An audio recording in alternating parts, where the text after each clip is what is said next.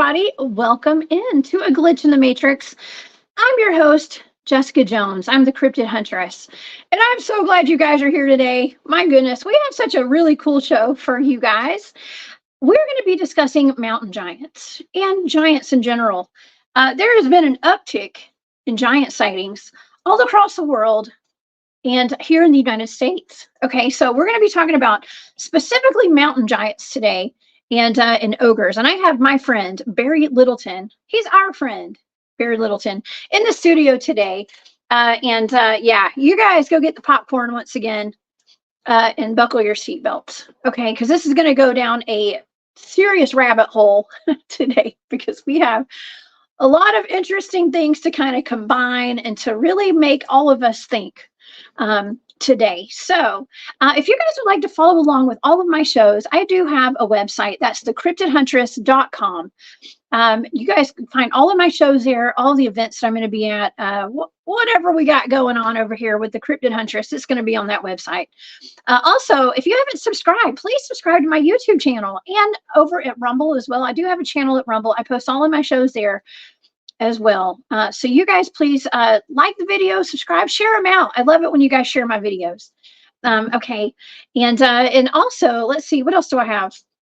Oh, I have a Patreon. Okay, if you guys would like to support what I'm doing.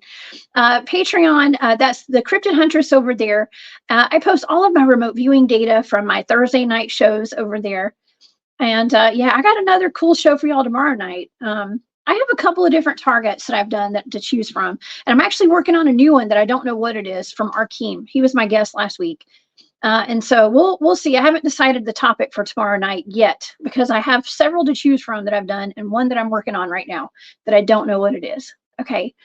So I'll announce that tonight and it'll be the last show before Christmas. Okay. All right. Well, without further ado, let's get the show on the road, okay? Because I have Barry here. I don't want to waste any time. So today, Barry and I are going to be talking about mountain giants, okay? Tales of giant humanoids have been documented all throughout history in art and historical texts for centuries. Giant skeletons have been found across North America and across the globe. And more recently, giant humanoids have been seen atop mountains with in amateur videos posted on social media sites.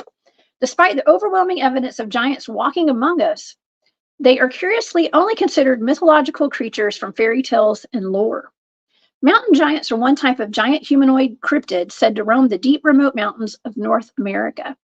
They are reported to be about 25 feet, something like that, anywhere from like 15 to 25 feet in height.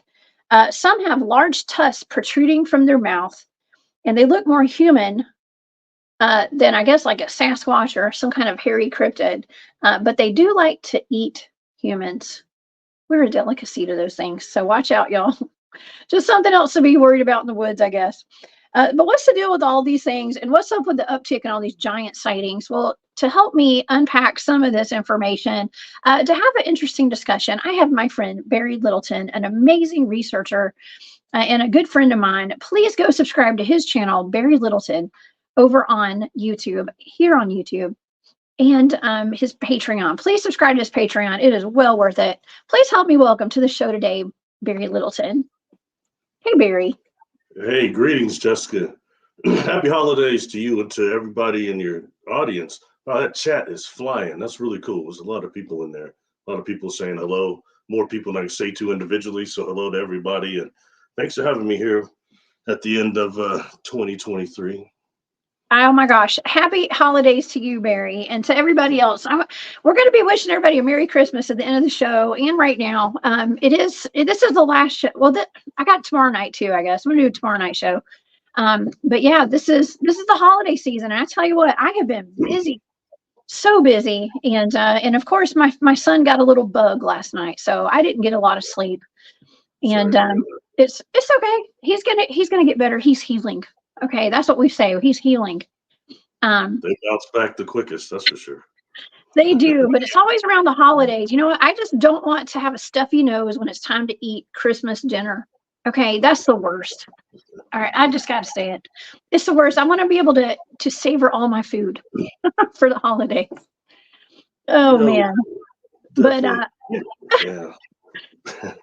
but we're not here to talk about food. Well, unless you're talking about human food, like these giants like to eat. We're going to talk about mountain giants today, Barry. And I know I've been inspired by some of your videos on your channel where you have discussed mountain giants. You were talking about mountain giants years ago.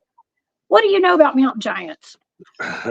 You know what's cool, what I enjoy working with you, and especially with the audience that you have here, is that a problem right now is that everyone wants to be an expert. You know what I mean? Everybody comes off like an expert these days and all knowing, and that's part of the human condition of ego. You know what I mean? And I find that you don't have that, and your audience doesn't have that either. That's why I enjoy coming back here and dealing with minds that are sharp and open, instead of everybody pretending like they're these gurus and these experts. So that's where it's real, and that's where we really share information, because sometimes these things may be things that we have not personally experienced, but we've researched more than just one or two videos, more than just one book, so it's fun to kind of get with the people that have similar information and those that have experience. So I just want to just throw that appreciation out as we near the end of 2024. But let's go on and talk about the cannibals that enjoy grubbing on people. That's grinding bones into bread. That's right. Thank you, Dan. Dan did mention that they do grind bones into bread, and that could be kind of scary. I mean, I grew up with hearing the fairy tales of like Jack and the Beanstalk. Was that what it was? Yeah, I mean, there were fairy tales talking about giants. I mean, I grew up eating green beans and the Green Giant brand, okay, where they had a giant that honestly, there's some similarities between this Jolly Green Giant, and I have some pictures. So we got the Jolly Green Giant from that brand, okay, that everybody ate. It's the Green Man. Mm-hmm. Yeah, and if you look at pictures of what is this? I don't know if this is Sumerian or like some kind of old like wild man pictures and stuff. I mean, it's very similar to this. And the Green Man, like the Nephilim, it's almost like it's based off of that. I've drawn a correlation between the European legend of the Green Man and Sasquatch. They have a lot of characteristics, and Sasquatch having this tree ability, this connection with trees and plants and possibly chlorophyll. I think all that ties in, and for the record, there are some types of like Sasquatch that are reported to be bigger than normal, like bigger than the alphas, ones that are, like 15 feet tall or so, and I think back to a couple of things. One would be my friend that had collected, or their family collected, minerals and gems in my state, and they did that for a long time, like generations. So they were always with their parents going around these mines and stuff. And they had told me far back as we're talking about 2003 or 4, they had said that in the high mountains of Arizona, that their father always used to stop and measure these tracks. And when they're talking about this, they're saying, I get so irritated because I want to go do other things, and he was always stopping looking at all these tracks, these Bigfoot tracks. And he said, but one thing that did get my attention is the one in the Arizona mountains. There's these mines up there, they said, and that they're ones that they were seeing some of these tracks were like 25 inches length and like by like six inches width. I mean, and they said we never saw whatever it was making those things. Those tracks are all up there. I mean, that would correlate as a mountain giant who we have, heard, we don't hear about they're not seen as much, it seems like. Especially the ones with the tusk, and some that have the tusk protruding like what you had just showed, and the others that have the teeth two different type of tusk.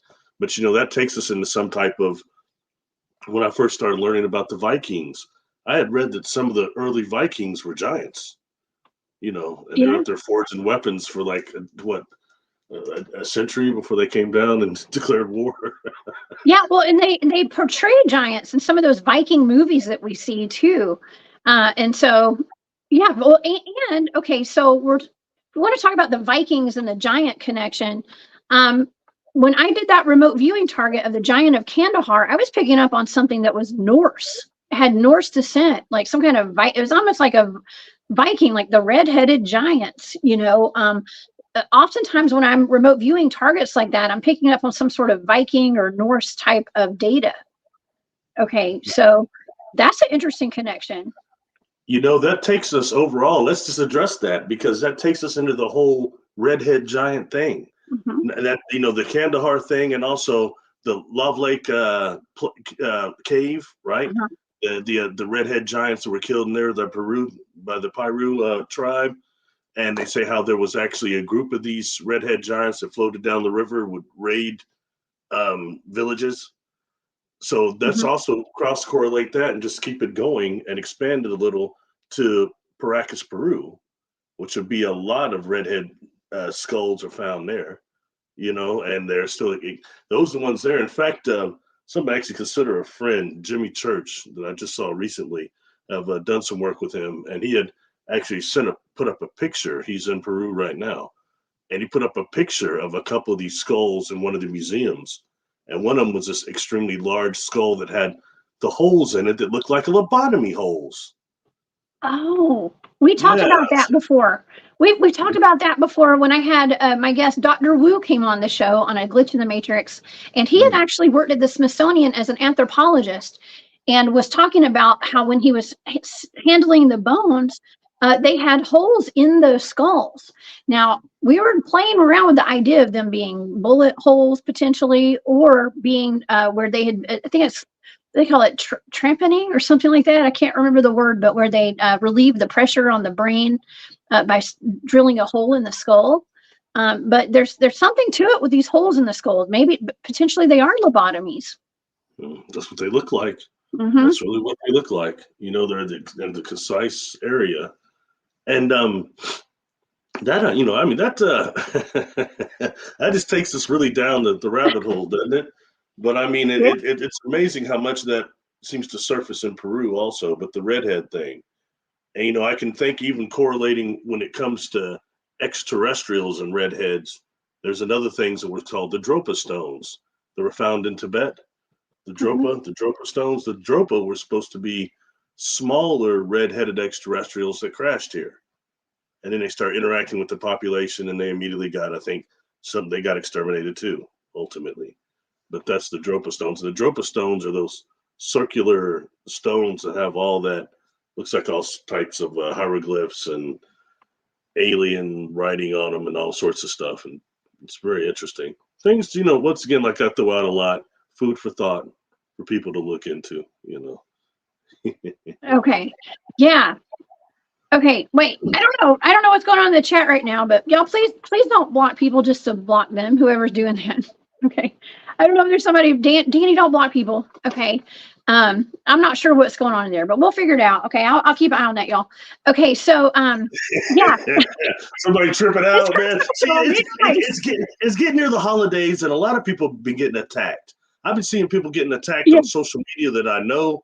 I've been attacked a little bit. People are tripping out. It's like, and especially it's like a time of trolls are creeping in. And why not talk about trolls? Because some of these giants have been called as trolls. You know what I mean? Wow. And if you look at some of those pictures of some of those bigger Sasquatch they say look troll-like, there's some pictures of the trolls on the internet. I can't say they're real or not, but it's good food for thought.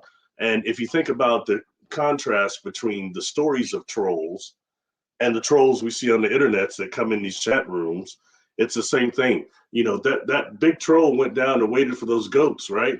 And it let a whole bunch of things, a lot of traffic go over, and then finally jumped out of those goats when they were alone. That's the very thing what these trolls do on the internet. They come in these groups, they come in these chat rooms and the groups and online, and they start messing with people and doing stuff. It's really a trip. It's too bad that happens, but it is what it is. Anyway, we're just here to have fun, y'all. Everybody's here to have fun, okay? And so this is, I was trying to make like make light of these terrifying mountain giants, okay? Because I was going to ask you, Barry, because you had mentioned that potentially they're similar to like a Sasquatch. They're the same size. People could potentially be getting mountain giants confused or misidentifying them as Sasquatch. Okay. And because there could be there could be some overlapping there, okay? Because they do sound kind of like dog men in some ways because they've got these canines. They say canines are protruding. From what some of the stuff that I was researching and stuff like that, how they have like the underbite and like the tusks come out. Could that be like a misidentified dog man or a werewolf or something? Possibly, but when you come to like those Paracas skulls, don't they have what they call the double rows of teeth? Yes, I think so. Some of the giants do. Yeah. Yeah. Yeah. Wow. What I had heard way back now, that even the video you were watching, I made that like 7 years ago. But when I started talking to people more, about these accounts, I had heard that the type of Sasquatch, the ones that are bigger, these mountain giants type, that the Sasquatch and the mountain giants don't stay in the same area, that they kind of avoid each other. And on account of that, these mountain giants are cannibalistic. And this really, I know something you want to talk about, the laboratory aspect, and something that I've said before. I don't want to sound like a broken record, but on all those blind targets I gave you, I went back and looked on your channel. I was shocked at how many we actually had done. A bunch of them, and most of them are all blind.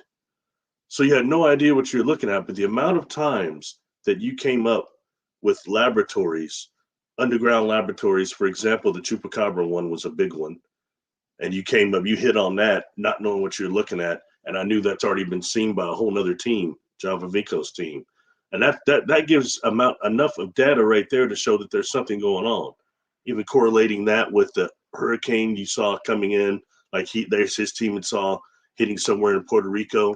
You average that up when the Chupacabra showed up, which was 94.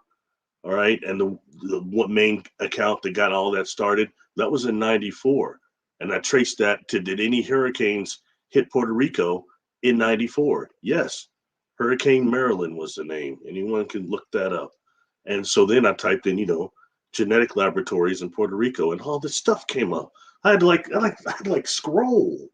So then it's a matter of tracing that back to how many of those existed in 1994. That's realistic. And now, and to what you're talking about, and that connects these underground facilities and things that have been going on for, thousands, millions of years, apparently. Not just these chimeras. Chimeras? Yeah. And now we're tripped out now on, the secret space program and cloning and all that. It's a hot topic right now. But the truth is, this genetic thing has been going on for a very, very long time. It has.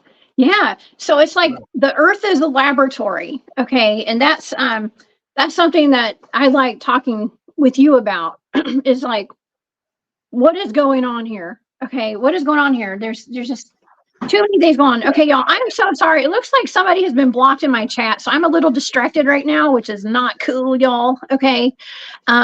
I don't know. I can't fix it from here. So whoever got blocked, one of my mods, please go and try to fix that, please. Okay. We'll deal with this after the show, y'all. Okay. But if my mods don't mind stepping in for this, to help me out here today, I would appreciate that. Thank you, guys. I hope nobody gets upset with me, but I'm going to throw something in there. Okay. It's a little bit off topic, but it's not exactly, because we're talking about Earth being a laboratory. And that would involve the different myriad of species that come here messing with this place. We've got trillions of galaxies out there, okay? Not just the local cluster of the Milky Way. All sorts of things are coming in here, interacting with this place. And, I had I'm actually going to do a video with this. I'm coming up now that it's break. I'm able to, my editor that does my videos, I'm doing a whole stream of them, thank goodness. So it's hard to get a hold of now. Good brother, though. But anyway, one of them I'm going to do is concerning a regression I just had recently done with a client, and a very cool individual I met at one of the conferences where you and I met last time.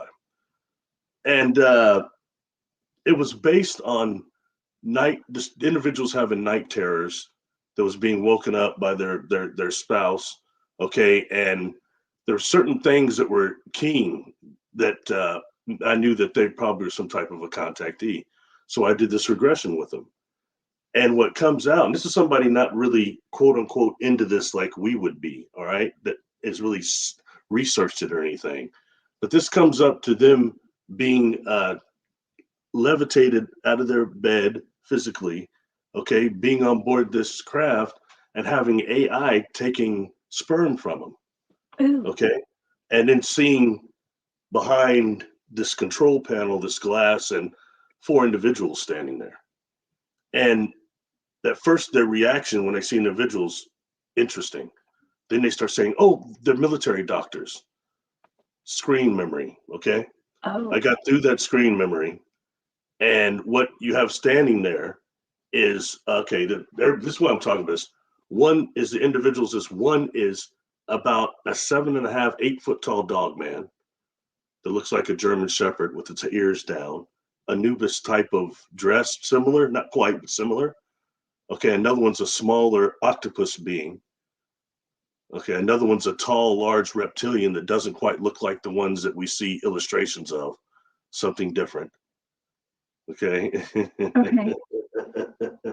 And when getting each one of these beings was actually from a different dimension and is creating hybrids of this individual in their dimension, but then they're also trying to fracture the individual's soul to inhabit pieces to inhabit these clones. Wow, And that's and, deep. and it's the fracturing of the soul, the technology they're using that's making this individual having these night terrors. Okay. Okay. And I'm almost done with this. This is important, I think, for people to hear because this could be happening to a lot of people. And so I ask at the end of this, all this is done on what I just told you, which sounds to me quite traumatizing. I say, do you consider this to be a negative encounter? And they decisively said, no, no. Why not? Because they're trying to, and why are they doing this? They're doing this because they're trying to learn with through these hybrids to match and have the same compassion that us humans have, the compassion and the love. They're able to love a little, but it's like animals on Earth. It's not the way that we love. They don't have that capability, and they're trying to develop and evolve to that. They also want to know what happens when we die, and why we can go closer to God and they can't. Whoa. Oh my gosh. Well, that's like the fracturing of a soul, kind of. I mean, you hear about that stuff with, I know it's not your favorite topic, but the secret space program, okay?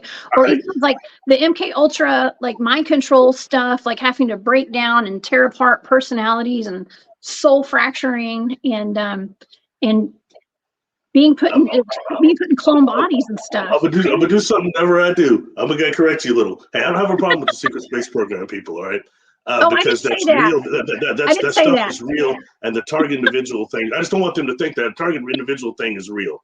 At a point, I did a bunch of videos reaching out to these people, and that resulted in me going to the conference where we met last time, where I got to talk to some of them, and I learned even more, some things to back up what I'd learned.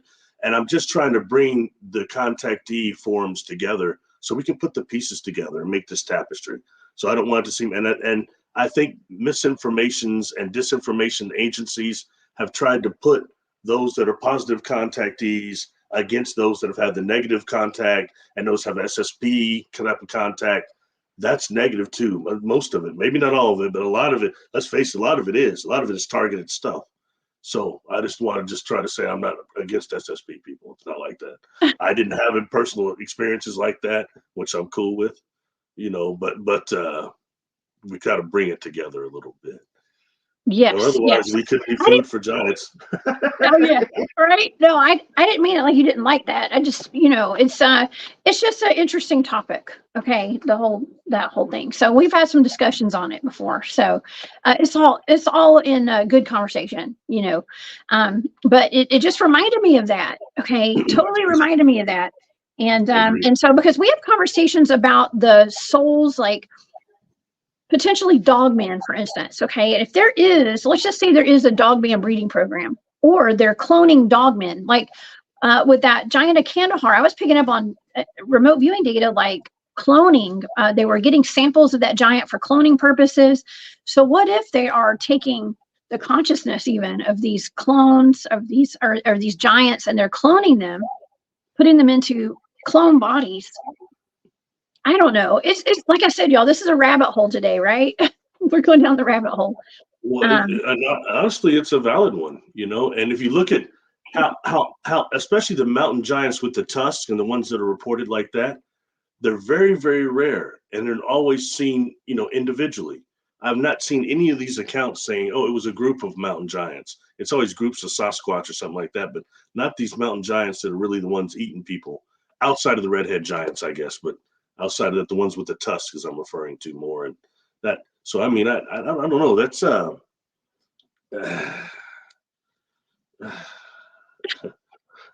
okay. Something else. I want to bring something up. All right. Oh Okay. boy, I'm probably gonna get booed on this one, but it's something, a video I had sent you, and it's the last time I was at. I don't want to say the name, that ranch, and there was an individual there that was the cook there, and he was melanin dominant. He was a brother, and he actually rode with the individual that picked me up at the airport, and he rushes up to me and he starts, you know, gives me a hug. He says, "Man, when I saw you, I knew it was cool for me to come to this place as a brother, you know, that it would be all right." And number two, he said, "Man, you did some videos on mountain giants." He said, "I think I've seen one out here." And I immediately took a liking to this individual. You can go to my YouTube channel and go to the SETI playlist, and there's a thing on there called Talking with Rick Ross was his name, R-A-S-C-H. And he had it in. I liked him immediately because I'm telling you, the brother looked like Scottie Pippen. His Scottie Pippen that played for the Chicago Bulls, or maybe Akhenaten. If you actually look at how this brother looks, he looks a lot like Akhenaten. And he was having all these experiences out there when he wasn't cooking. And he takes me to this spot across Hood River, and he says this is where he saw this mountain giant. He points over across Hood River, said he was fishing, and he points at these trees, Jessica.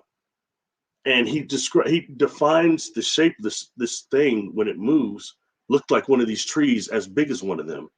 And then it moved, and he got to look at what it actually was.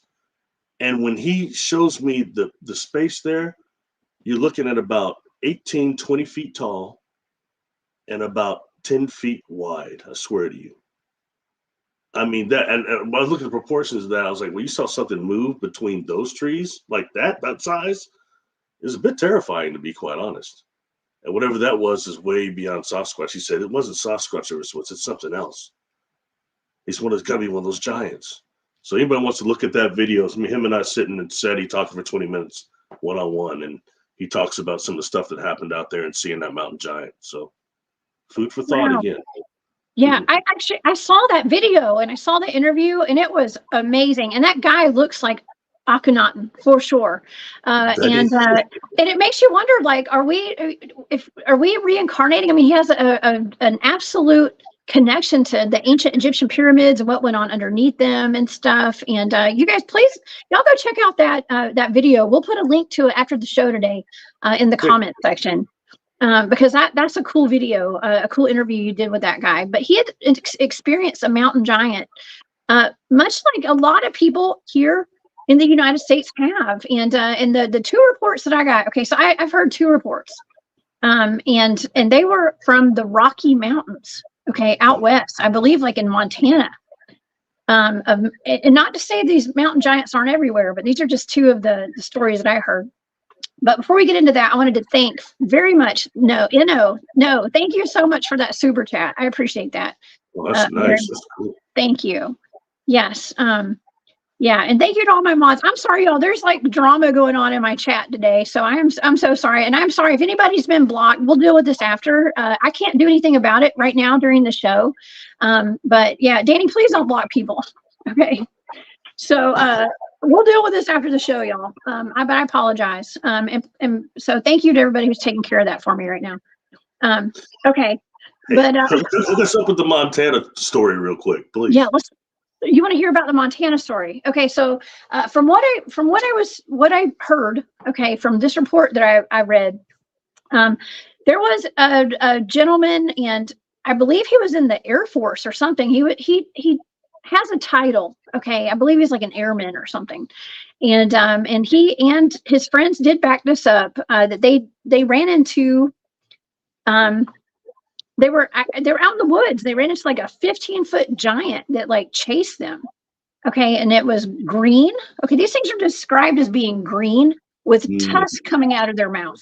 Okay, Barry, that does not really sound like a Sasquatch, because Sasquatch, I have never encountered a Sasquatch that was green. However, they do have chlorophyll in their hair, according to some of the samples that even people on my team have attained and studied. Okay, and we do have a wildlife biologist on my team who does study hair whenever we get them. Okay. Yeah, I've seen those results and how they would actually allow it to bend a light, especially around other green, to bend light the way the predator does in the movie. Very fascinating. Sorry to interrupt. Oh no, it's okay. But they were talking about how it had like a 40-foot stride or something. I mean, just charged at them. And listen, now these things are cannibalistic. And I say cannibalistic as though they're like gigantic humans, because I don't think they're human at all. But I don't know, because the giants that we've looked into, like the Kandahar giant and some of the giants, like that I had remote viewed one of the giants. I guess it was a giant that was seen on some of these films. Oh, I forgot that I've done so much remote viewing of stuff and giants, but a lot of times I'm picking up like cannibal data, which would it would suggest that they have human DNA. Okay, if they're eating humans, that a cannibal is something that eats its own, right? Yeah, technically, yeah. And I mean, when you break it down more than just humanoid, yeah, you're right. And that's gee, it just gets more and more comforting, doesn't it? And it's like I had a professor, an anthropology professor, who had spent some time with the head shrinkers.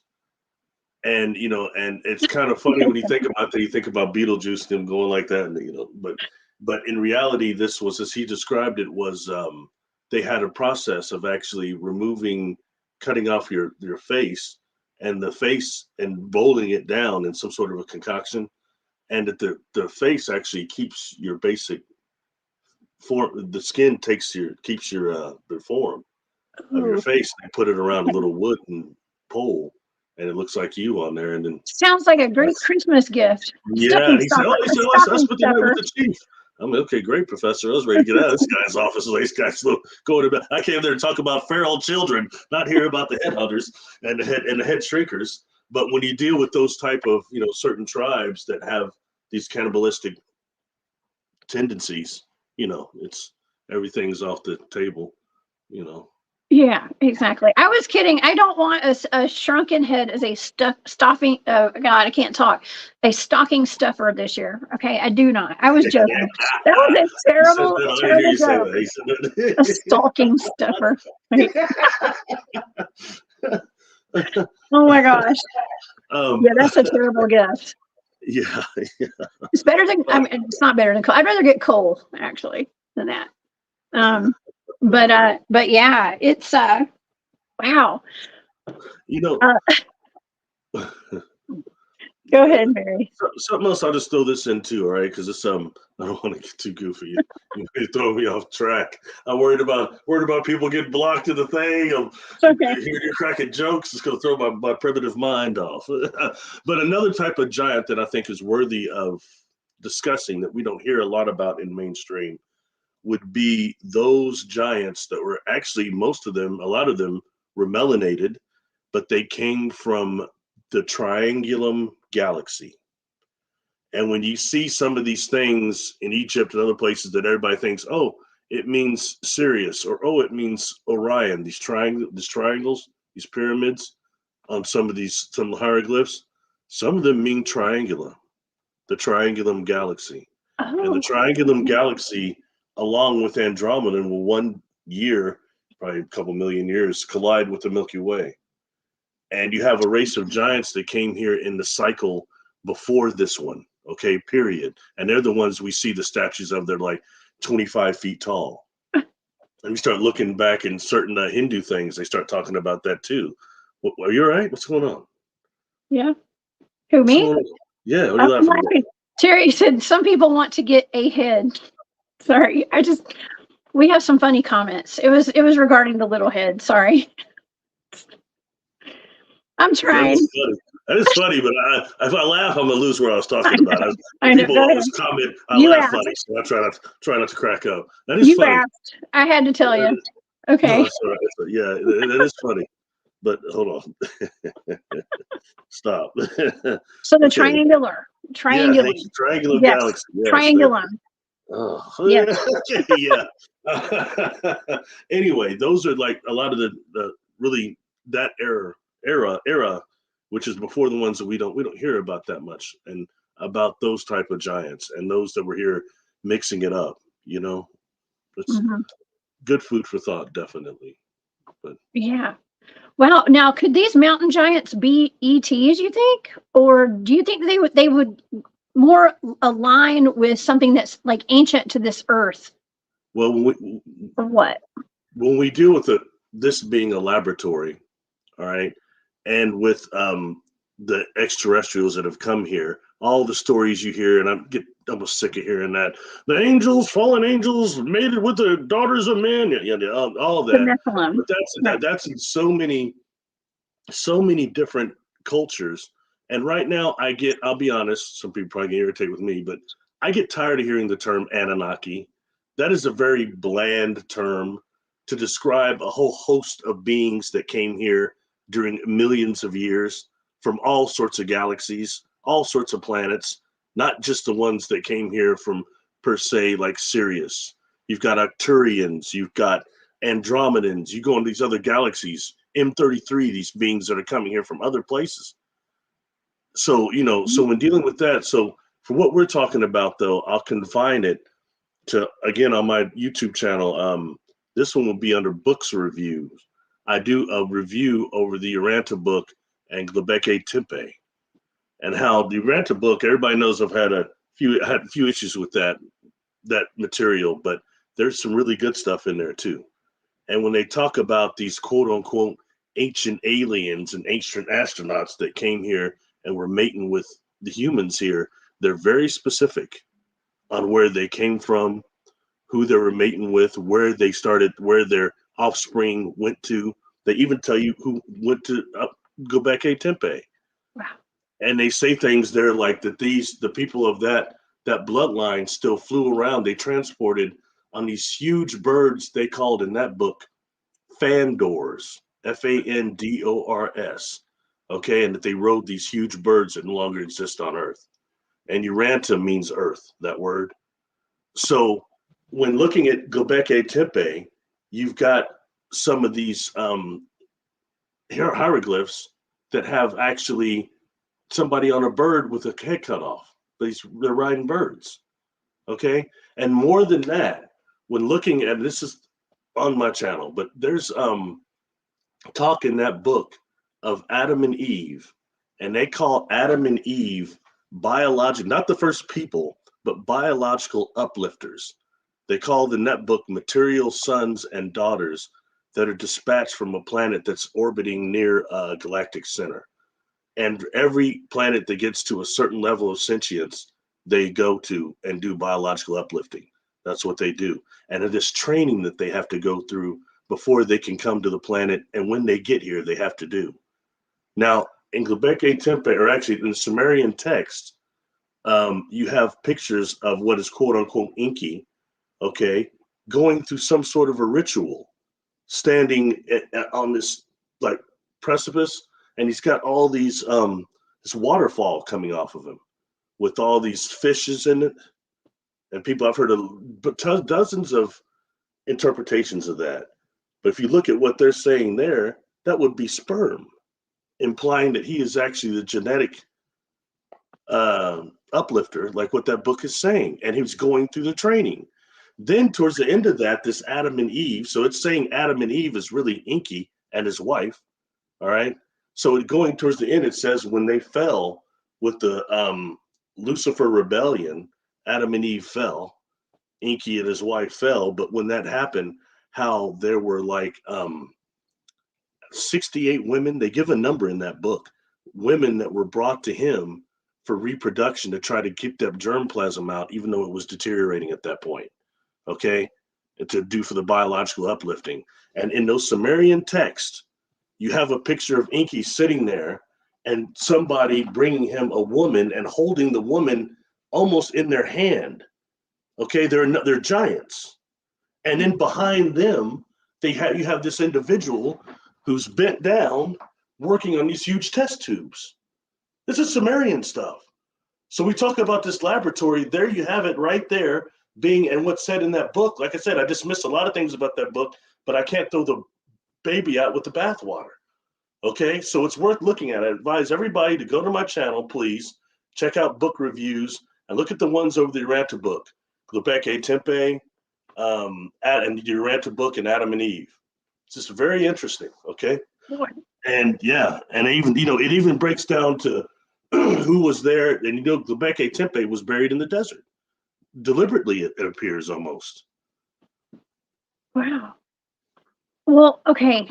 This may not have anything to do with this, but I just had a thought as you were talking about that, okay? And that's, okay, so as far as people who are abducted, who claim to have alien abductions, okay, they say that those are, it runs in families. It's almost like a genetic line of people being abducted for sampling or whatever. Do you think that has some kind of connection to that? It may have nothing to do with it, but it came into my head. I had to ask. Yes, I think it does. I think it does.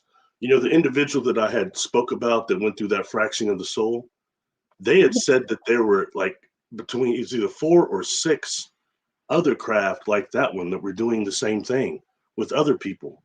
Some even their vicinity there. So that means there's a lot of people going through what I just described with the fracturing of the soul and them trying to make hybrids in different dimensions, different densities. So I would say a yes to what you just asked. I think it's even more encompassing than that, if that makes sense. You know what I'm saying? Yeah. Yeah. I mean, for all we know, these mountain giants could be a total just a combination of a whole bunch of different cryptids. I mean, I really do think that we do live in a laboratory, Barry. I really do. Yeah. And these things they're shown and portrayed in cartoons like Shrek. Okay, for our children to even see. It's almost like they've been put in our faces for quite some time with Jack and the Beanstalk, Shrek, the movies like, or even video games like World of Warcraft and stuff. I mean, they have some pretty interesting looking, gnarly looking mountain giants and stuff. But yeah, it's kind of part of our pop culture, just like a lot of these cryptids are. Mm-hmm. Mm-hmm. Yeah. It's fascinating, isn't it? And something else I think we should touch on too, which would be the mound builders. The mound builders, and that's where you really start hearing a lot about their the giant skeletons were excavated out of there that were hauled off of the Smithsonian. That when it comes to that, you hear the same thing about Love Lake. I don't ever get the name right. Lovelock Cave. And the first person that was really going through Lovelock Cave was that older guy. He's deceased now, isn't he? Don Monroe. And Don Monroe took a bunch of pictures of all those skeletons and all those skulls, ones that they don't even have there now. And and then people like M.K. Davis, I said, what happened to those skulls? And even Ancient Aliens started asking about it. And that's also where in that cave was that giant handprint. I mean, it's huge. They did a measure of it because one where they touched the tar and touched the walls, those handprints. One of them is huge of one of these giants. And they went back in there like later, and the whole thing had been completely erased, vandalized. Wow. So, this attempt to close, and they interviewed one of the curators that had something to do with, I want to say, maybe it wasn't the lake bed that was beneath Lovelock Cave. Uh-huh. Maybe that's not what it was, but it was they had went and there was a skeleton that came through this museum. This woman was an old curator. M.K. Davis and Don Monroe were talking on him. It's on M.K. Davis's channel, I promise you. Yeah. And she's saying that. She said this thing came through here and it was one of these skeletons. She said it had to have been about 10 feet tall, something like that. She said it was huge. And she's saying how it was kind of carted off and taken. And, that's somebody, these older people now don't care anymore. They're starting to talk because they're about on their way out. Very interesting. Well, I mean, I've heard about a lot of the skeletons of the giants from Lovelock Cave actually being found, or I guess they're not in the cave, it was in the lake bed. Okay, a lot of those skeletons. And yeah, I know someone who may or may not have some sort of a skeleton, maybe in possession, or know someone who does, that was taken from that lake bed. And yeah, it's one that the Smithsonian will not get their hands on, from what I was told. Okay. Yeah.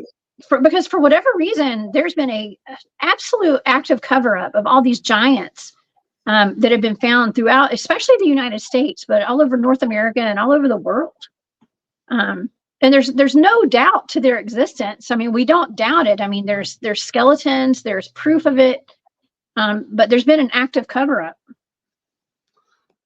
You know, and also I think worth noting is that some of those giant tracks are four-toed tracks, right? Yeah, the ones for the mountain giants are four-toed tracks. That's right. Yeah, yeah.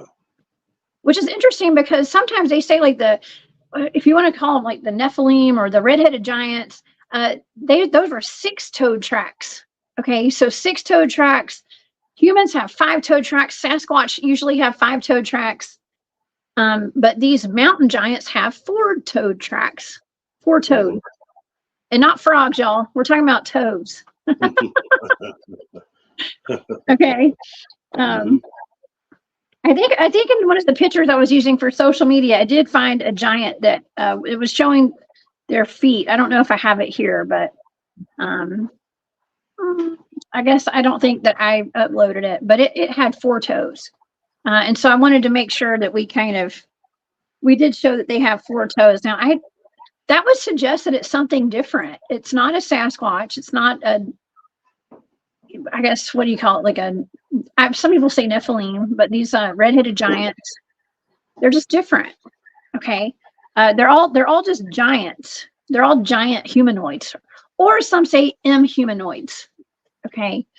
And yeah, the Smithsonian did destroy skeletons to preserve the narrative.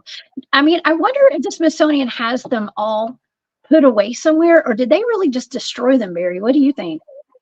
Oh, they're put away somewhere. You know what I mean?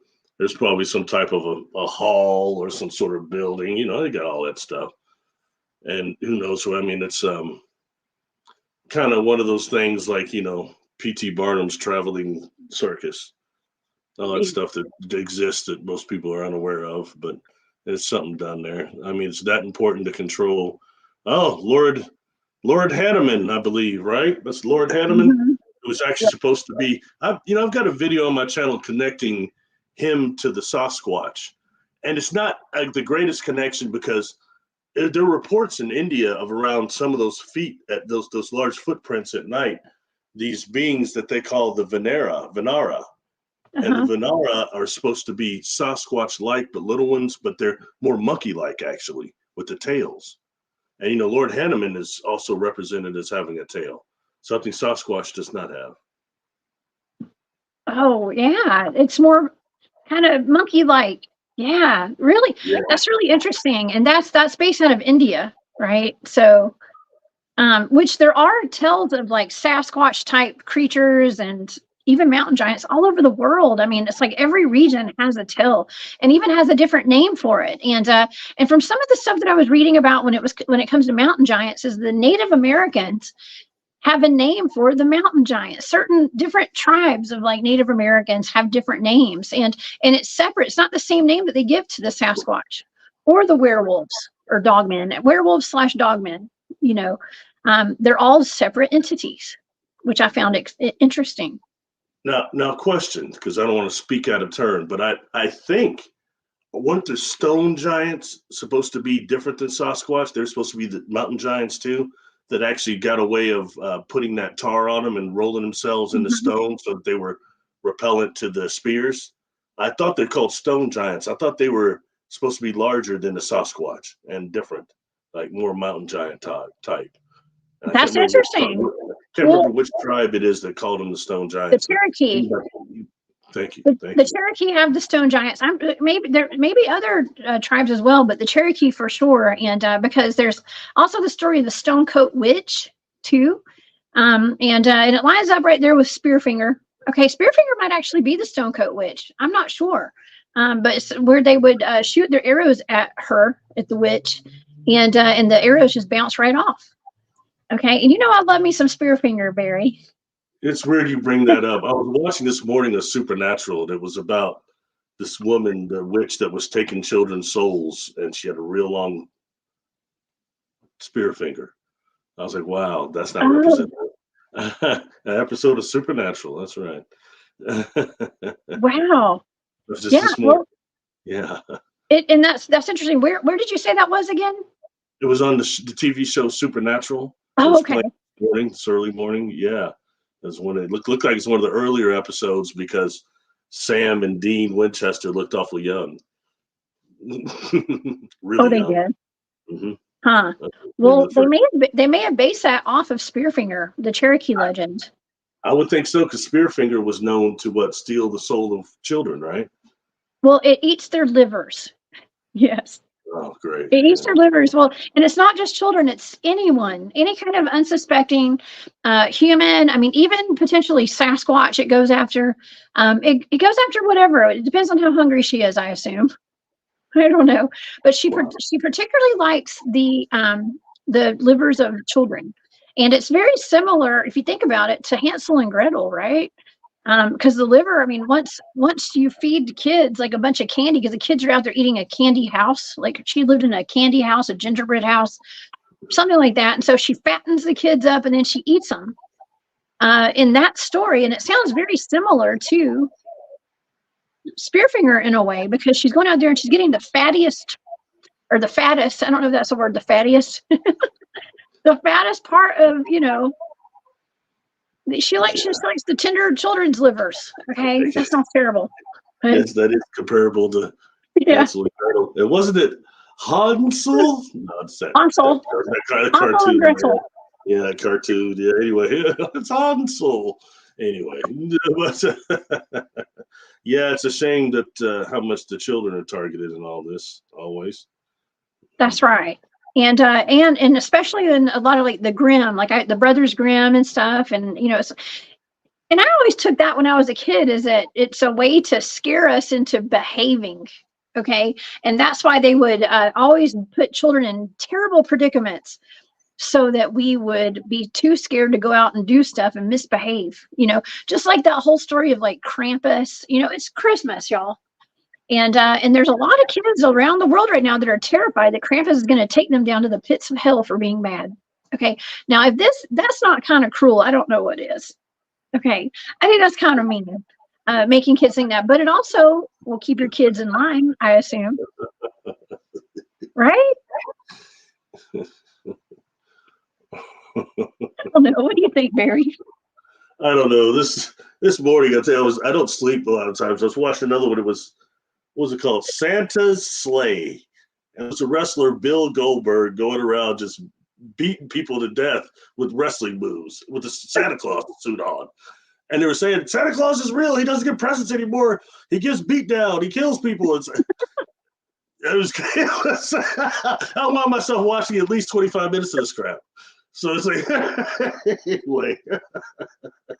Well, you're into the wrestling. I like wrestling too. I used to. Okay, I grew up on wrestling. This was Sci-Fi Channel. This was a movie. It's called Santa's Sleigh. S-L-A-Y. Yeah. That's oh my God, better be good or Santa's going to come after you. Oh my gosh.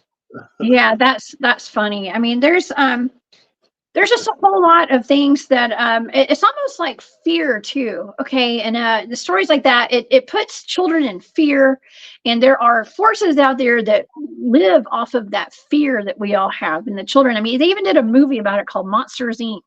Okay.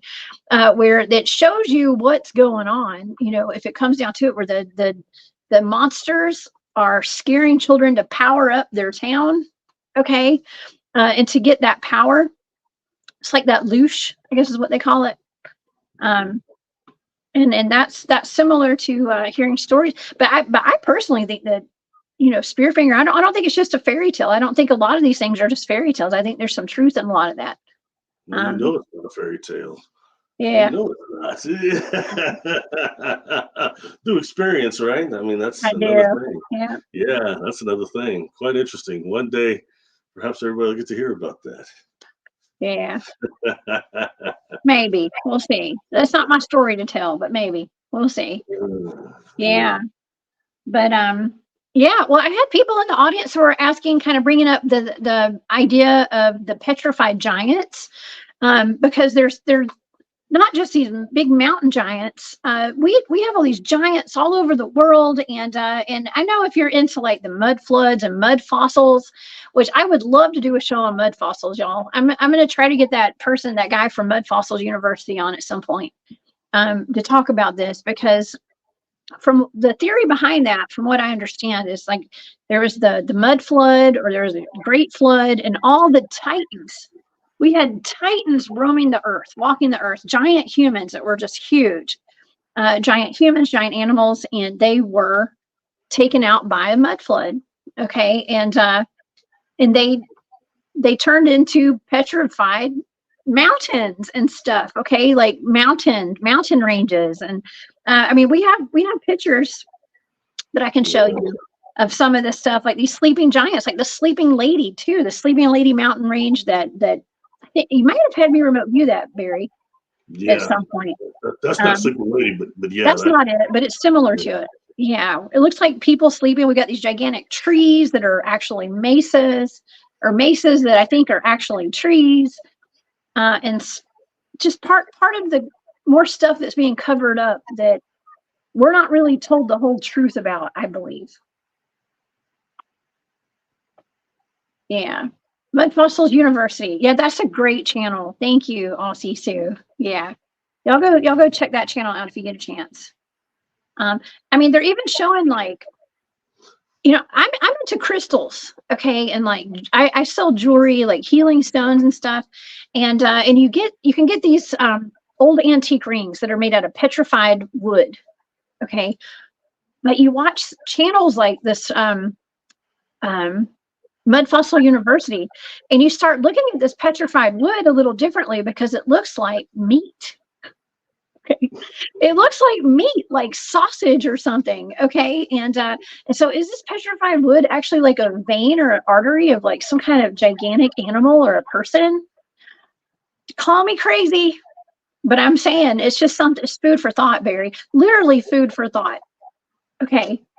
Um, because it just it could make sense.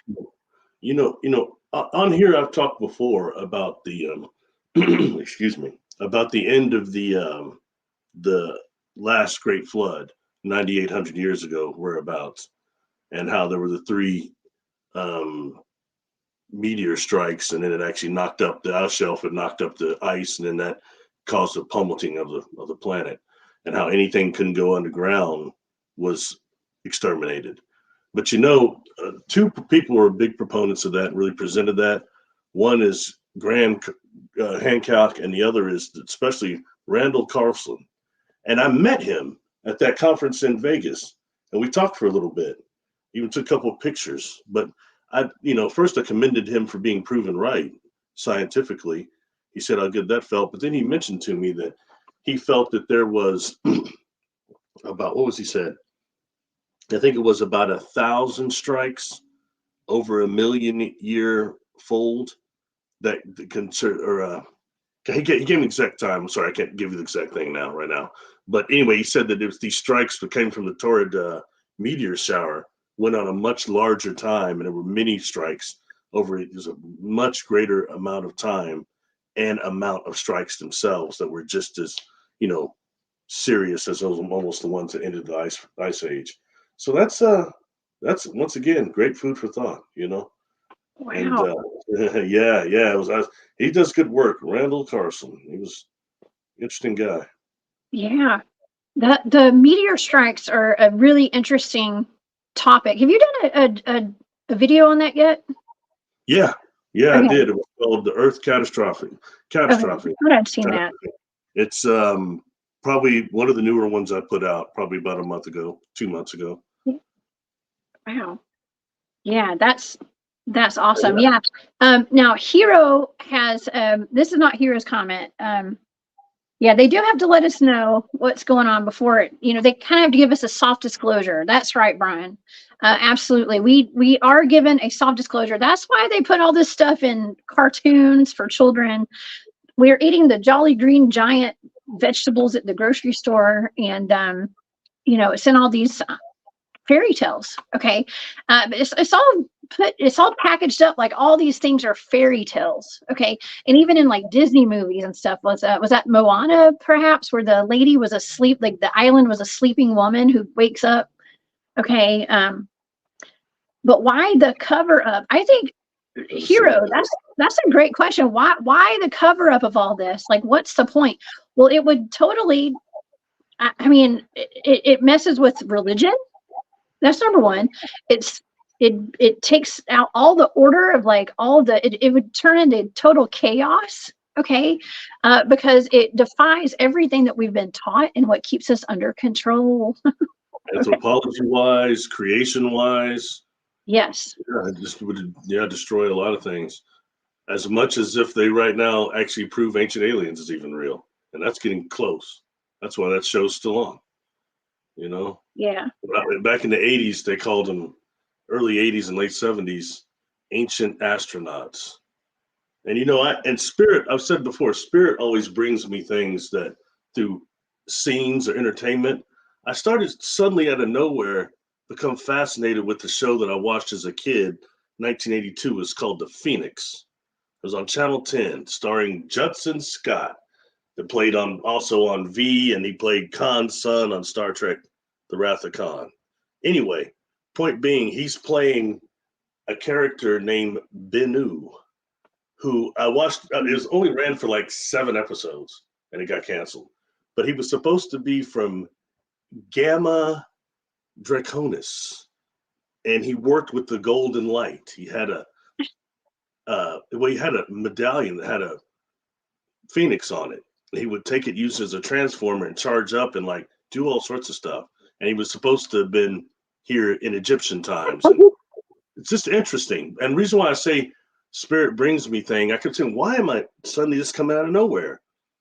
Then I started hearing more about asteroid Bennu, who's supposed to going to actually crash here, they say in 2135, possibly. But that's also the asteroid that they sent OSIRIS-REx 2, the satellite, up there to pull asteroid material, and they dropped it back to Earth. So that just that is interesting enough. But then I heard Richard Hoagland and Stephen Bassett talking about how under like extreme magnification, these pieces of this asteroid appear to have almost what looks like a type of advanced nanotechnology gears almost, and how they believe that's a spacecraft. And there's pieces of it here on Earth right now that's showing a galactic type of isohedron propulsion, warp propulsion. Very interesting to hear them talking about stuff like that. Does it mean it's 100% true? No, but it's definitely a rabbit hole to go down and to look at scientifically. Wow. And that's another one of these near Earth objects. This asteroid Bennu. Bennu. I have not heard of that before. I'm not up to date on the asteroids and stuff, but it makes you wonder. 2 months ago, they dropped the material from OSIRIS-REx into the desert, and they've got that, and they've recently had, I think they may have gotten it open now, but the scientists have had a hard time getting the specimen open, getting the encasing open. Yeah, so that's just, and in fact, there's another piece that was brought by Apollo 11, and that's sitting in Biden's possession. And it's got the same type of isohedron configuration that shows it might be some type of a device too. And you start dealing with a possible relic, just because it's that small, almost microscopic, doesn't mean it's not still a relic. And we start dealing with civilizations that are in the miniaturization and that have like built Dyson spheres around their stars and have actually gone, not just micro or not just nano, but pico. That's really small. You know, when you deal with these implants that Dr. Lear had pulled out, they were saying that there were like a couple of miles of carbon nanotubes in these small implants.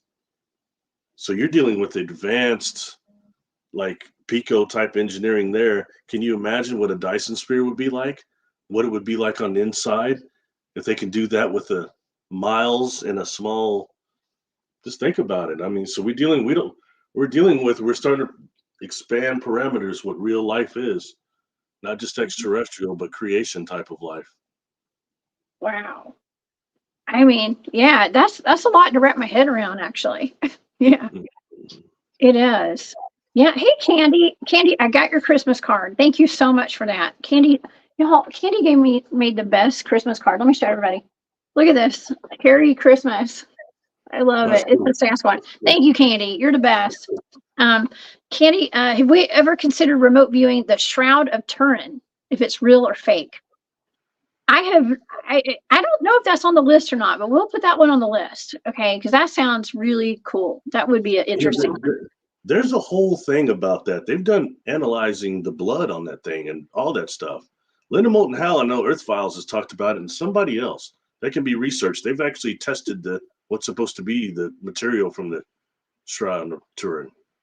You know, I'm not a religious person, but I've heard that before. And there's some sort of scientific stuff out there about it. So it's worth looking into and researching. Yeah, for sure. It's super interesting, and that would be a great one to look into for sure. Now, John, okay, so Robin, that's so cool that you brought up the inner Earth aspect, because that's something that we didn't really talk about today yet. And that's the hollow Earth / inner Earth theory, that potentially some of these mountain giants are coming from inner Earth. And what do you think about that, Barry? Because that's like a whole other, I wouldn't say rabbit hole. But that kind of goes along with the underground laboratories to a degree. Yeah, I mean, and that's where I think they'd be more harbored, opposed to maybe this other city, this other world down there that it's illustrated as. I think that maybe it might be a little more engineered than that. I mean, I think that hollow Earth theory period is true, I believe, but I mean, where these certain entities may reside. Like, for example, I talked about and did a video about where do Sasquatch go when they're not around? Really? You know what I mean? Where, yeah, exactly. That's what I want to know too. And that's where people look into the idea of the portals being a possible entrance and exit point to wherever they're going. Portals. But maybe there's portals to inner Earth, you know, but I mean, we don't know. Caves, they can use caves too. You know, I find it fascinating when you start delving into the amount of Sasquatch that are seen around abandoned mines. Yeah. That's very interesting to me, you know? Yeah, we talk about it a lot, actually, and with the gold mines especially. It can be any kind of mine, but you and I have talked about with that what was that remote viewing thing? I remote viewed some kind of animal. I forgot what it was. Like a monster out of the Midwest, out of Iowa or somewhere, and it was seen coming in and out of a mine in caves, and oh my gosh, I can't remember the name of it, but a lot of these cryptids are seen coming in and out of caves. Now, was it a Sasquatch type? What kind of cryptid? No, it was like a bird thing that flew. I forgot the name of it. Sorry. I can't keep up with all my cryptids, but you know, a giant bird the van around Mel's Hole too. Van. The what? A giant bird was seen around Mel's Hole too. They said, especially when it appeared to be emitting like almost a black light. Yeah, it was like the Van Wert monster or something like that. The Van something. Oh, I can't remember. Wow. But yeah, they had they were seen coming in and out of caves, and like Fred in Alaska. I love me some Fred in Alaska. He and I had conversations about the Sasquatch being seen near the gold mines pretty often up there in Alaska. And so it makes you wonder, are they guarding the gold, or is that an entrance to inner Earth? where they're coming in and out of, or hollow earth, inner earth and hollow earth are the same thing, right, Barry? What's fascinating is that I had first heard that about the Solomon's mines. And there was that book about that, the gold of Solomon's gold, and how there's these different type of Sasquatch that were guarding it.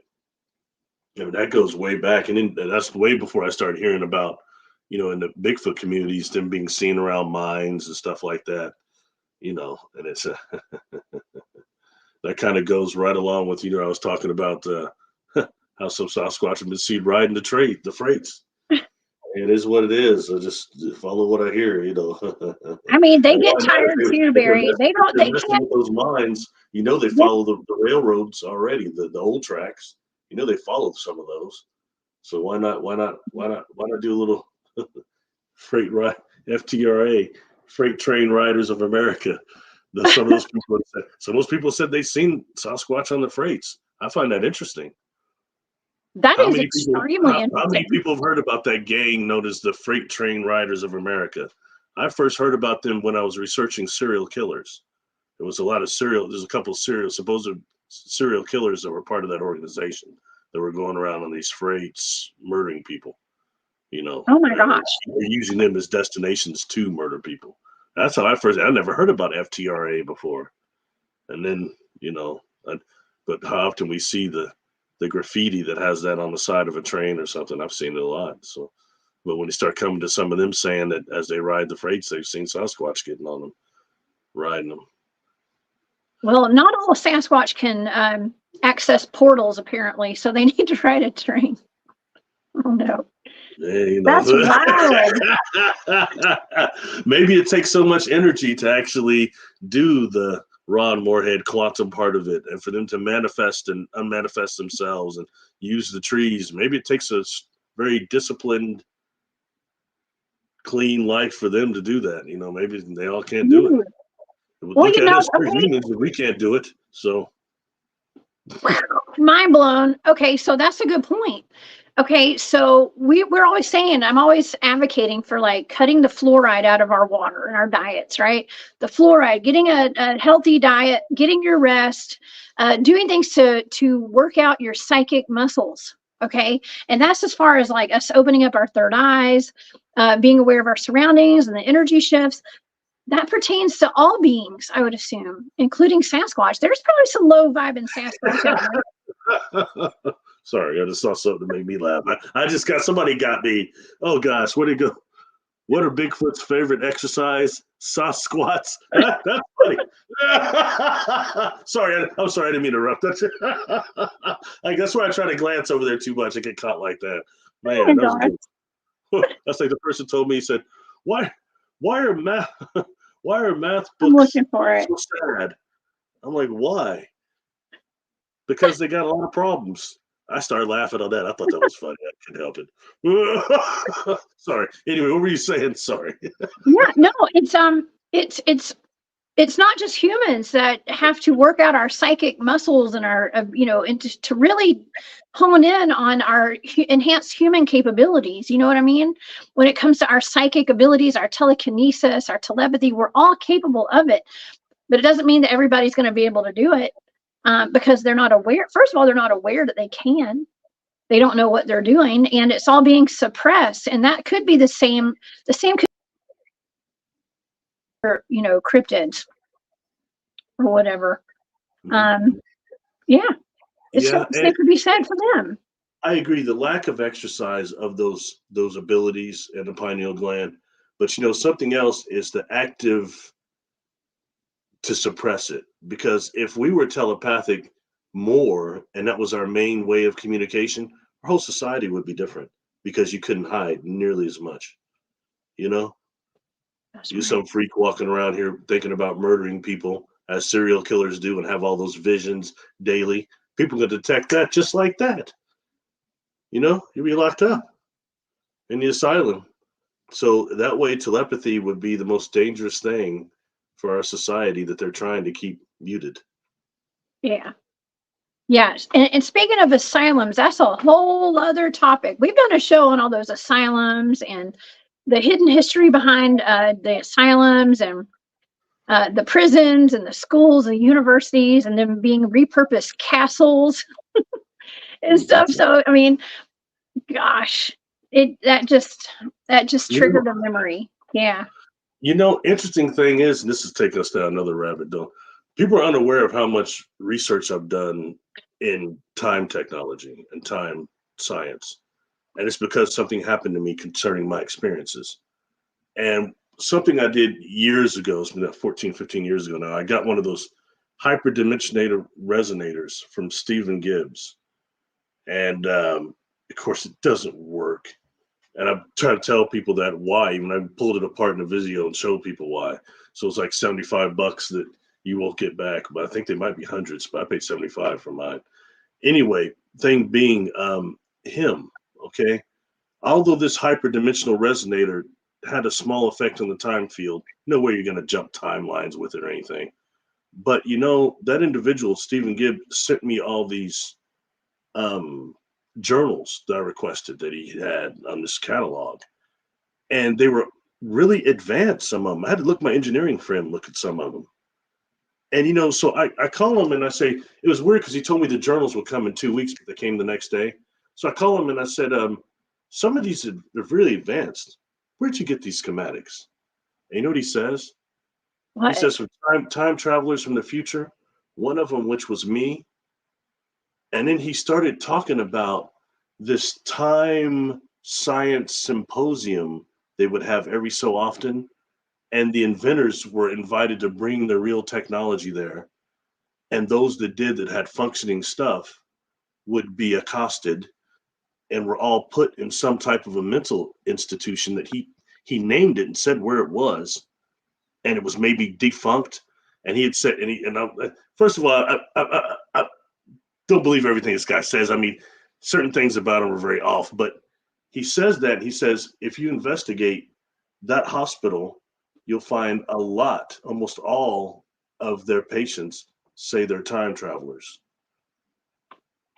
And stuff like that is just interesting because he told me, he said, before he invented the HDR unit, he comes from a different timeline. And he said on the timeline he come from, there was no Twilight Zone TV show. Really?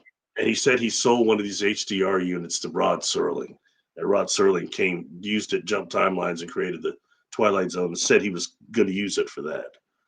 And I'm like, okay, yeah, right, man. Come on, man. And he's listening. He's like, you ever seen the originals? I said, yeah, I've seen almost all of them. He goes, have you ever noticed, Barry, that they're almost all about time travel? A lot of them are. He's right about that. But it's just, again, food for thought, That's okay. So listen, if I ever thought I was a time traveler, I'm not admitting it because I'll end up in a psych ward, apparently. Right? I don't know. That's wild. I think, okay, so we need to talk about this more in a future show. Okay. I think we should do a show on time travel. Okay. And I know that we've touched on it. We've talked about the timeline protectors.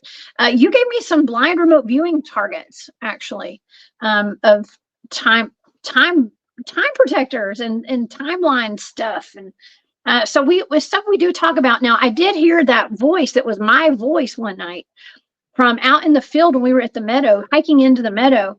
And it was me. I didn't realize it was me at the time, but that was my voice. And I screamed out, I said, time travel. I'm not saying it was me. I'm saying it was my voice. There's something called superluminal propagation of information data. And what that is actually sending information backwards in time.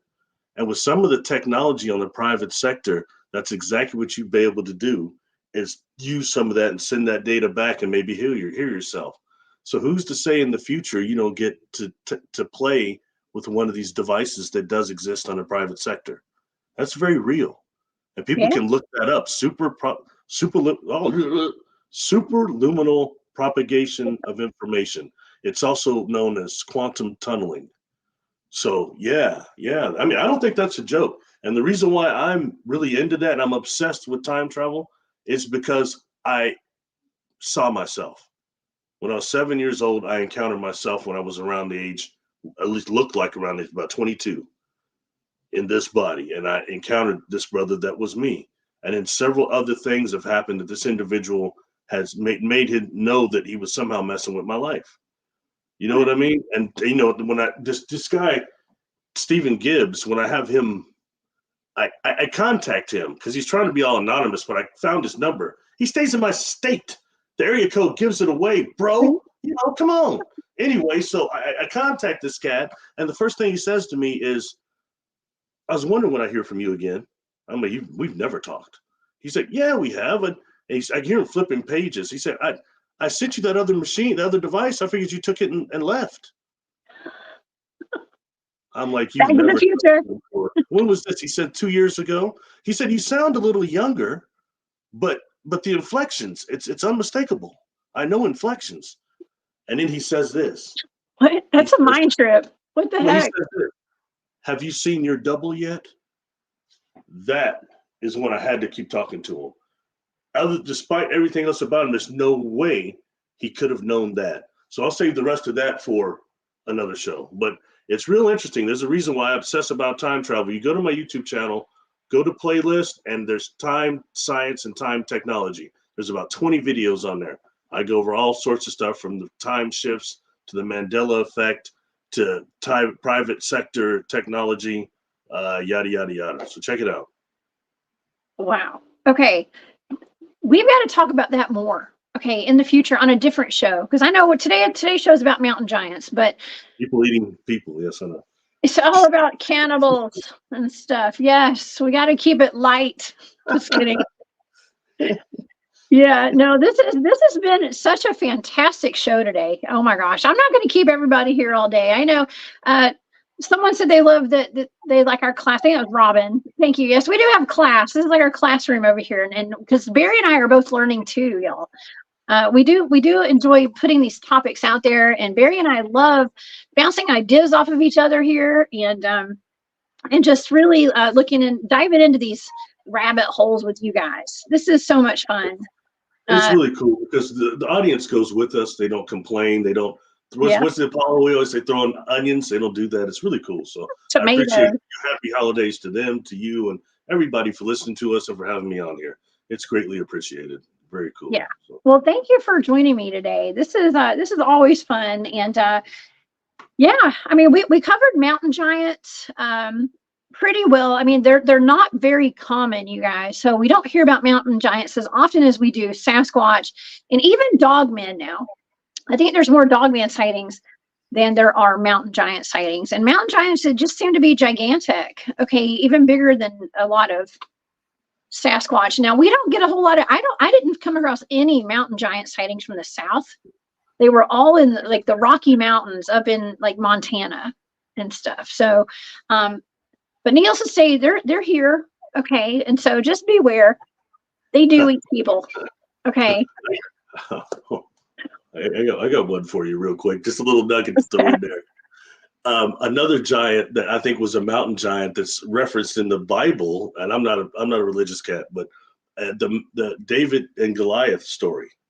I mean, didn't Goliath like come out of the hills, the mountains out there, and he was terrorizing? Mm-hmm. And that cat told him, said, "Man, you better leave us alone." And he wouldn't do it. Pow! Jacked him up, man, right between the eyes. That's a good story, I think. But the bigger they are, the harder they fall, right? The bigger they are, the harder they fall. Yeah. You just got to know where to hit them. I think he was a mountain giant, maybe bigger than a Paul Bunyan, you know? Oh my God. You had to bring up Paul Bunyan. That's another show where I was given a target of Paul Bunyan. It was like the person that the character was based off of, and it turned out to be the Type 4 Sasquatch. Which Barry, can you tell the audience exactly what a Type 4 is? That's like a wild man, right? Yeah, Type 4 looks much more Neanderthal-like with the really squared off teeth and stuff. And you know, since that initial 4 or 5 classification was released, you start hearing about even more types now that are these hybrid type of Sasquatch things. And it shows, once again, that this is some type of experiment, a portion of them, you know? Yeah. And what Type A, Type 4. That's the relict hominid, they call it. The relic hominid. Yeah. That and I hear about those things quite a bit. it's really cool when you listen to the thing. And I want to make sure I give props for this because I kept talking about the Bigfoot Project that Lynn Smith does, but she does another one too, the Bigfoot Project, and what's the other one? The Bigfoot, Bigfoot, not the Bigfoot Diaries. Oh no, I'm gonna get caught. Somebody knows. Somebody will type it in there. The two Lynn Smith does, Bigfoot Project and Bigfoot Case Files. Bigfoot Case Files. That's it. Okay. And I think her daughter does the case files sometimes, but they're really well narrated. And I think she also does Bigfoot campfire stories. And they're all just interesting to hear the different types that people see, you know, all the way to that white dog, the white coyote type of dog man we were just talking about. That wasn't on Lynn's thing, but I thought that was fascinating. We need to talk about that sometime. Yeah. Maybe that needs to be reviewed. Oh, that would be a good remote viewing target, actually. Yeah, we're talking about a dogman / skinwalker. There's a video from, I think it was Sibylla Irwin. Is that her name? Yeah, Sibylla. Yeah. His name. He had a great first name. His name was Barry. Barry Coy was his name. Barry Coy. That's right. And there was an episode off of her channel where she's drawing Sasquatch or drawing encounters, I think is what it's called, or sketching encounters. And so Barry, you had sent me a video of that this week, and that would be a great target to do down the road sometime. It would be good. To look into that. I got to give all props. I found out about her because I was watching Bigfoot Michigan Rob's interview with her where she showed the sketches she'd done for him, 3 of them. And they were very interesting where he showed the face morphing on what he saw. Very, very interesting. So just want to give a shout out to them. Yeah. Yes. Great stuff over there. And she's a great artist. So, but the stories, the encounters are really what counts. That's like the meat and potatoes of what we're doing. It's about getting these encounters, hearing people's personal stories and trying to kind of piece some of these encounters together with like the region that they are and the descriptions. And we're just living in a big old alphabet soup, like a big old vegetable soup of a big gigantic laboratory or something. I don't know. Definitely. That makes no sense. I know. Thank you, Robin. I appreciate that. And that I love your name. That's my sister's name too. So thank you. Yeah, thank you, Robin. Yeah, I want to thank everybody for being here today. This has been a fantastic show, and y'all please go over to Barry's channel and go subscribe if you haven't already, and become a member of his Patreon as well, Barry. Barry doesn't like you don't like to promote your channel enough when you're like, I'm going to do it for you. Y'all, his channel is the best. Okay. When it comes to this, whenever we're talking about these topics, I can guarantee you Barry has already made a video on it probably years ago. Okay. So Barry is a groundbreaker when it comes to a lot of this stuff, a lot of these topics that are just now getting popular in the mainstream, I guess you could say, or on social media. Barry has already looked into this stuff years ago, you guys. Okay, thanks. So the mountain giants, that video that you made on mountain giants was 4 years old. Okay, and there's been that long, hasn't it? Wow. Yeah, old man. I'm just kidding. Thanks. I appreciate that. We're about the same age. Nice interview with Jock Doubleday, and he'd said that too. So I thank you both for that. Thank you. Oh, yeah. And the good thing is, all the videos are short, so you have about a commercial's time worth. That's about it. Little music and stuff and pictures, and that's about it. So the best music. Okay, like I jam out on all your videos. Like I can't wait to listen to them. Yeah, it's good. I strive to be like Barry Littleton, y'all. Okay, and in your videos, I love your videos. Thanks, I appreciate that. They're awesome. So yeah, so you guys please, thank you, Squatch Topic PA. He just subscribed, or he or she. Okay, just subscribe. But yeah, you are you're awesome. You're just a wealth of knowledge, Barry, and I appreciate you. I appreciate you being here. Thank you. Thank you for all the kind comments. And like I said before, it's been a pleasure working with you because I've met some nefarious individuals in this field. So it's nice to have somebody on the right track, a good heart, and really just cares because it's fun and trying to help people for whatever we can. You know what I mean? And we all got our little piece to give or part to play. I'm sorry. So thank you for that. Thank you to the audience and happy holidays to everybody. Thank you. Barry, you're a trailblazer for sure. That was the word I was looking for. That's the phrase, a trailblazer. weird guy had all these weird experiences, and I freaked out trying to back them up my whole life, trying to research them my whole life, and it was more of an obsession. Like so many people that are watching us now, we think that we're chasing the stuff, but really it's chasing us. You know what I mean? It is. It's chasing us. I don't know. Not Chuck Norris. He's chasing everything. No, But yeah, I know, I'm paranormal kidding. experiences. I know, I was Norris. kidding. It was a joke. It was a Chuck Norris joke. Now, isn't he? Oh my gosh, it is chasing us, and I can't get away from it. Okay, it's always peeking in my windows at me all the time. So yeah, Barry's channel name, Michael. Let's see, let me pull it back up one more time. It's Barry Littleton. Yeah, it's not a very cool name, Michael. I don't have no cool handle or anything. If you type in this, my name will come up. Everybody that does go to my YouTube channel, and thank everybody that does, please do look at the playlist also, because for some reason there's about 300 some videos on there, but half of them don't come up if you just push videos. But look at the playlist; they're all on there. So yes, okay. Heck yeah!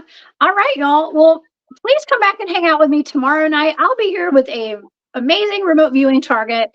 Again, there are several to choose from. I am currently working on one with Arkeem that was here last week, and I don't know what that one is, but it may have some. Whatever we're doing tomorrow, it may have something to do with giants. Okay, so y'all tune in. I will announce it either tonight or early in the morning, and I'll be back here at 8 p.m. That'll be the last show before Christmas, y'all. And so if I don't see everybody again before the weekend or before next week, happy holidays and Merry Christmas, whatever you guys celebrate. From my family to yours, to Barry, I hope you have a wonderful Merry Christmas and a Happy New Year, y'all. Okay, I hope Santa Claus brings y'all everything you want this year. And not Krampus. Okay. Or Goldberg, right? No Goldberg. Not Goldberg. No wrestling moves. No thanks. No slaying. Yeah. No wrestling moves. Not at all. All right. Well, thank y'all. This has been a fantastic show, Barry. I just love you guys so much. And I hope you guys have a wonderful holiday. Otherwise, I'll see y'all tomorrow night. Okay. Y'all have a great night. Bye. Bye, Barry.